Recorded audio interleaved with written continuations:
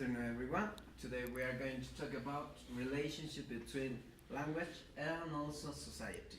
So for this, we are going to move on, to move on, to move on to the next slide. That is, in here we have that language is central to social interaction in every society. Also, it depends on the place you are in and also the time period. So we have to consider these two options. And also, language and social interaction have a reciprocal relationship. Language shapes social interactions, and social interactions shapes language. Okay. Then we have another thing that is social linguistics. Well, this is the main subject that studies the relationship between those components, language and social, in the society.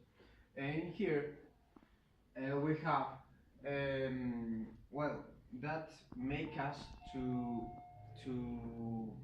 ask ourselves just a question: how does language affect the social nature of human beings, and also how does social interaction shape language, as I already mentioned? And in just an example of this is when we are talking with a child, and when we are talking with an adult in our company. This is totally different because language is going to change according to our situation, according to the place in which we are interacting with that people. And for that reason, this language is going to be like changing every single day and every single time. For example, when we are with friends, we use just slang sometimes. We use a lot of contractions and all of those things. But when we are just talking with our colleagues in our companies, we are um, we are referring to them in a polite way. As my partner said, it's important to to take a look at social linguistics because social linguistics is an important field of study which studies the relationship between language and society and how these two important aspects work together in speech communities.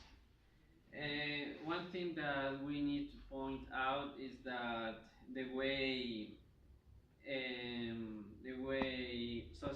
social linguistics is studied through the time and how it is studied, dated with written records.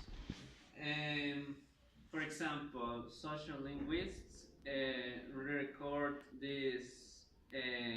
their studies in different ways: handwritten, printed documents, and through the time, these records will help them know how the relationship between language and society was in the past and how it's gonna be in the future, and notice the differences through the time.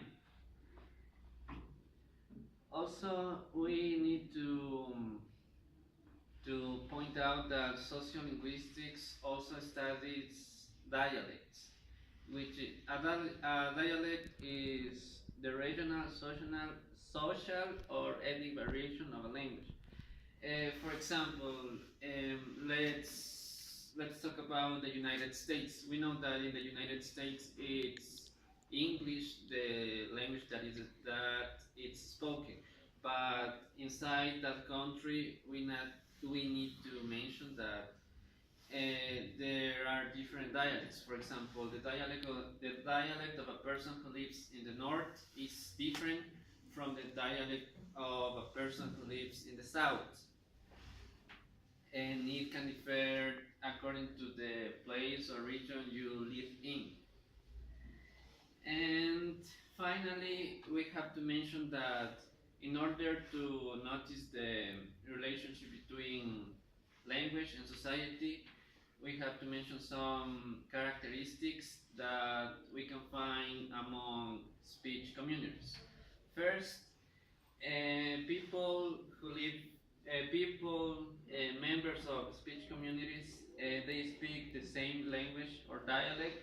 Second, the members of speech communities communicate linguistically.